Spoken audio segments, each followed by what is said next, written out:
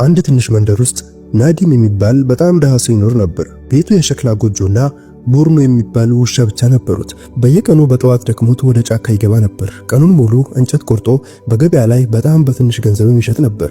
ከሽያጩ የሚመጣው ገንዘብ ለዕለቱ ምግብ ብቻ ነበር የሚበቃው። የናዲም ሚስት ሻሂስት ቆንጆ ብትሆንም ምላሷ ግን በጣም መጥፎ ነበር። በደህንነት ሰልችቷትም ነበር። ባሏን ምንም የማትረባ ሰው ነው ብለው ትንቀውም ነበር።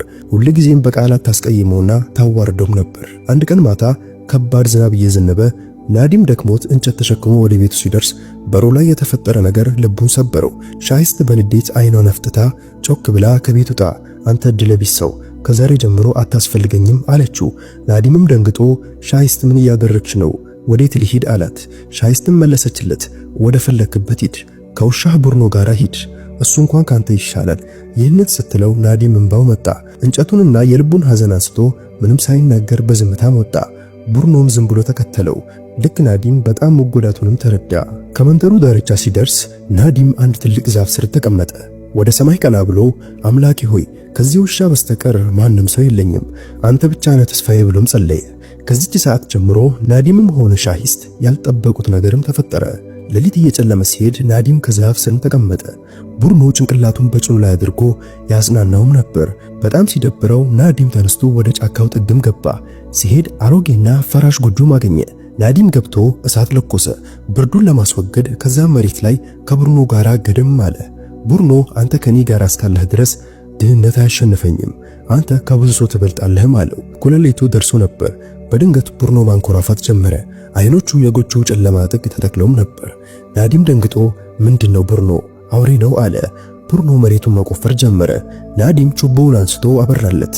እዚያ ያለው መሬት የሰመጠ ይመስላል። ልክ ሰው የሆነ ነገር ቀብሮ እንደደበቀበት ይመስላል። ሁለቱም ተያይዘው መቆፈር ጀመሩ። በጥቂት ደቂቃዎች ውስጥ እጃቸው ጠንካራ እንጨት ነካ። ናዲምም ተናገረ፣ ይህ የሳጥን ክዳን ይመስላል። ተጨማሪ አፈር ከላዩ ላይ ሲያስወግዱ በአሮጌ ብረት የታሰረ ትልቅ ሳጥንም ተመለከቱ። በጣም በመቆየቱ በአፈር ተሸፍኖ ነበር። በሚንቀጠቀጥ እጆቹ ናዲም መቆለፊያውን በድንጋይ ሰበረው። መቆለፊያውም ተሰበረ። ናዲም የሳጥኑን ክዳን ሲያነሳ አይኖቹ በብርሃን ተሞሉ። ሳጥኑ በወርቅ ሳንቲሞች፣ ውድ ጌጣጌጦች፣ በጥንት ዘመን ዕቃዎች ተሞልቶ ነበር። ከንፈሮቹም ተንቀጠቀጡ። ይህ ህልም ነው ወይስ ፈጣሪ ሰማኝ? በጉልበት ተንበርክኮ አይኖቹ በእንባ ተሞሉ። በዚያ ምሽት የናዲም ሕይወት ሙሉ በሙሉም ተለወጠ። ናዲም ከድህነት ተነስቶ ባለጸጋም ሆነ። በማግስቱ ጠዋት ላይ ናዲም ነቃ።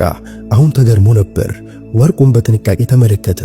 እንዲህም አለ፣ ይህንን ሀብት መደበቅ አለብኝ። ብዙ ሰው ካየ ይቀናና ሊዘርፍኝ ይችላል። ሳጥኑን ዘጋውና በአፈርም ሸፈነው። ትንሽ ገንዘብ ብቻ ይዞ ወደ ገበያ መጣ። ገበያው ዛሬ በጣም ደመቅ ብሏል። ናዲም ለራሱና ለቡርኖ ምግብ ገዛ። ከዚያም ሰው በማይበዛበት መንገድም ተመለሰ። ሌሊት ናዲም ከሀብት የሚያስፈልገውን ያህል ወርቅ በማውጣት ዕቃ ገዝቶ በገበያ ይሸጥም ነበር። ቀስ በቀስ ንግድ መስራት ተማረ። በጥቂት ሳምንታት ውስጥ ትንሽ ሱቅም ከፈተ። እዚያም ትክክለኛውን ሚዛን ይጠቀማል እና ከሚያስፈልገው በላይ ገንዘብ አይወስድም ነበር። ሰዎች ከሱ ዕቃ ሳይሆን እውነተኛ ታማኝነትን ይገዙ ነበር። ፈገግታውና ቅንነቱ ብዙ ሰዎችን አስደሰተ። በአጭር ጊዜ ውስጥ የመንደሩ ሰዎች ሁሉ እየተባባሉ ያ ጎጆ ውስጥ የሚኖሩ ሰውዬ በረከት አለው ይሉ ነበር። ናዲም ግን አሁንም በዚያው አሮጌ ጎጆ ውስጥ ይኖር ነበር። ሌሊት ሲሆን ከቡርኖ ጋር ተቀምጦ ፈገግ አለ። ወዳጆች፣ የመንደሩ ባለጸጋዎች በሸክላ ጎጆ ውስጥ ከውሻ ጋር እንጀራ እንደሚበላ ማንም አያውቅም ነበር። ሀብት ልቤን እንዲቀይረው አልፈልግም ይል ነበር።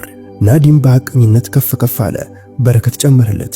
በዚህ ሁሉ መሃል ርቃ ያለች አንዲት ሴት በየቀኑ ትመለከተው ነበር።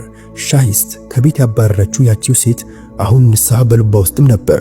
ሴቶችን ትጠይቃለች። እንጨት ሻጥ የነበረው ያ ናዲም ነው? መልሱም አዎ ታላቅ ነጋዴ እኮ ሆኗል የሚልም ነበር። ሻሂስት በልቧ ያን ጊዜ በረዳው ኑሮ ትላለች። አንድ ምሽት ናዲም በሩን ሲከፍት ውጭ ሻሂስት ቆማ ነበር።